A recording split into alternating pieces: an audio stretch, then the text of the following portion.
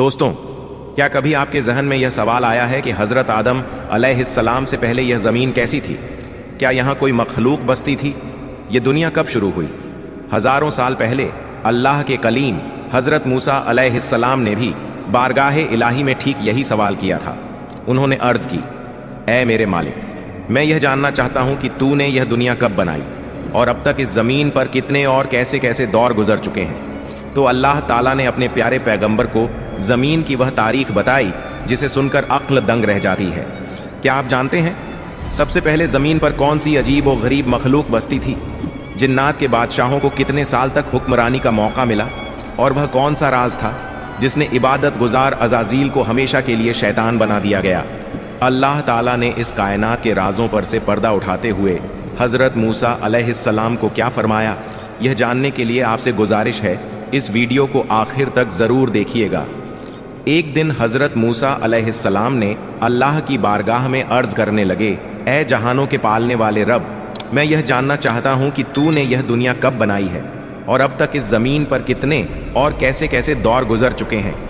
अल्लाह रब्बुल इज़्ज़त की तरफ से जवाब आया, ऐ मूसा, तुम मेरे इल्म के बहुत गहरे राज को जानना चाहते हो, इसे रहने दो। लेकिन हज़रत मूसा अलैहिस्सलाम ने बद्दे प्यार और आजिज़ी से दोबारा अर्ज़ करने लगे, मेरे मालिक, यह सच है कि यह तेरा राज है, लेकिन मेरी ख्वाहिश है कि मुझे इसका इल्म हो जाए। मुझसे नाराज़ ना होना, बस मुझे बता दे। बस यह कहना था। अल्लाह ने वह राज खोला और फरमाया, ऐ मूसा, मैंने इस दुनिया को बनाने के बाद से अब तक लाखों सालों में इसे 10 मुख्तलिफ दौरों से गुजारा है। सबसे पहले मैंने इस ज़मीन को 50,000 साल तक बिल्कुल वीरान रखा, फिर इसे आबाद किया और अगली मखलूक को 50,000 साल तक यहाँ रखा। तुम जानते हो वह मखलूक कैसी थी? इरशाद हुआ, वह दिखने में गाय और बैल जैसी थी, लेकिन उनके पास बहुत अक्ल थी। वह अक्लमंद तो थे, मेरा दिया हुआ रिस्क भी खाते थे, लेकिन अफसोस उन्होंने कभी मेरी इबादत नहीं की, हालांकि मैंने सारी कायनात को अपनी इबादत के लिए बनाया है। जब उनकी नाफरमानी हद से बढ़ गई तो मैंने एक ही पल में इस पूरी मखलूक को ख़त्म कर दिया। इसके बाद फिर 50,000 साल तक यह ज़मीन वीरान पड्डी रही। फिर मैंने इस ज़मीन पर दरिया बहा दिए और 50,000 साल तक पानी बहता रहा। फिर मैंने इन दरियाओं को खुश्क करने का फ़ैसला किया। और इसका तरीका क्या था? इरशाद हुआ, मैंने एक बहुत बद्धा जानवर पैदा किया और उसे हुक्म दिया कि इन दरियाओं को पी ले। हैरत की बात यह है कि उस जानवर ने एक ही सांस में सारे दरिया पी लिए। लेकिन फिर मैंने उस ताकतवर जानवर को मारने के लिए एक नन्ही सी मखलूक भेजी जो मक्खी जैसी थी, भिद्द से बद्धी और जंबूर से छोटी। इसने उस बद्धे जानवर को डंक मारा और वह वहीं हलाक हो गया। इसके बाद फिर ज़मीन 50,000 साल तक वीरान रही। फिर मैंने ज़मीन पर नरकुल, एक किस्म की घास पौधा, उगा दी और पूरी ज़मीन इससे भर गई। फिर मैंने कछुओं को पैदा किया और हुक्म दिया कि इस घास को खा जाओ। उन्होंने सब कुछ खा लिया। जब काम खत्म हुआ तो मैंने उन्हें भी एक लम्हे में फना कर दिया। इसके बाद ज़मीन फिर 50,000 साल वीरान रही। फिर मैंने इसे दोबारा आबाद किया, कुछ और मखलूक़ात बनाई और फिर ख़त्म कर दी। लेकिन इसके बाद एक अजीब दौर आया। मैंने इस ज़मीन पर चांदी के लाखों शहर बनाए और इन शहरों में सोने के लाखों महल बनाए। मैंने इन महलों को लाई, खरदल राई के दानों से भर दिया जो शहद से ज़्यादा मीठे और बर्फ़ से ज़्यादा सफ़ेद थे। फिर मैंने एक अंधा परिंदा पैदा किया और उसे हुक्म दिया कि इन दानों को खाए। वह परिंदा हर साल सिर्फ एक दाना खाता था। इसी तरह वक्त गुजरता गया, फिर मैंने उसे भी मौत दे दी। इसके बाद ज़मीन फिर 50,000 साल के लिए वीरान हो गई और फिर दोबारा 1,000 साल के लिए आबाद हुई। लेकिन दोस्तों, यह तो अभी शुरुआत थी। इसके बाद ज़मीन पर कौन आया और हज़रत आदम की पैदाइश तक ज़मीन किन हालात से गुजरी, यह दास्तान अभी बाकी है।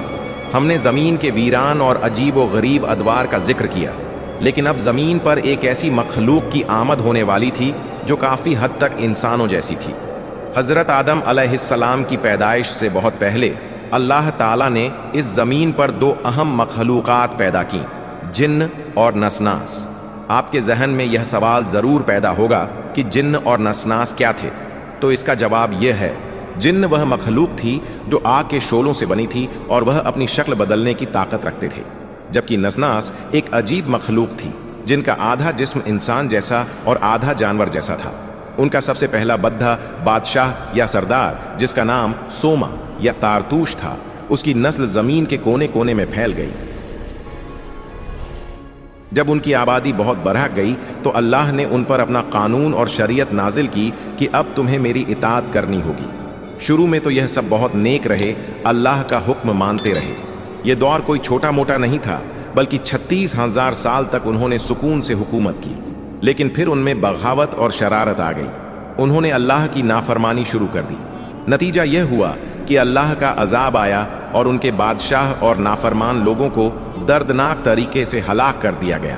اللہ نے ان میں سے جو نیک اور فرمان بردار جنات بچے تھے ان کو باقی رکھا۔ ان میں سے ایک نیا بادشاہ بنایا گیا جس کا نام حلیائش تھا۔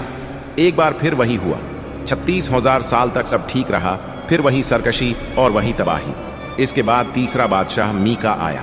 اس کے دور میں بھی 36,000 سال بعد قوم بگڑ گئی اور اللہ نے انہیں بھی تباہ کر دیا۔ اب چوتھی بار اللہ نے حاموس نامی ایک جن کو بادشاہ بنایا۔ یہ بہت ہی نیک اور سمجھدار بادشاہ تھا۔ اس نے اپنی قوم کو نیکی کی بہت دعوت دی اور برائی سے روکا۔ جب تک حاموس زندہ رہا امن رہا، لیکن جیسے ہی اس کا انتقال ہوا جنات نے زمین پر وہ اودھم مچایا جس کی مثال نہیں ملتی۔ قتل و غارت عام ہو گئی اور اللہ کے قانون کا مذاق اڑایا جانے لگا۔ اللہ نے انہیں سدھرنے کا موقع دیا، یہاں تک کہ ایک اور لمبا دور 96,000 سال گزر گیا، مگر وہ نہ مانے۔ اب اللہ کے قہر کا وقت تھا۔ اللہ نے آسمان سے فرشتوں کی ایک فوج زمین پر اتاری۔ حکم یہ تھا کہ تمام باغی اور سرکش جنات کو ختم کر دیا جائے، اور جو ابھی چھوٹے ہیں یا سمجھ بوجھ نہیں رکھتے انہیں قید کر لیا جائے۔ فرشتوں نے زمین پر صفایا کر دیا، صرف وہ جنات بچے جو سمندر کے جزیروں میں چھپ گئے تھے۔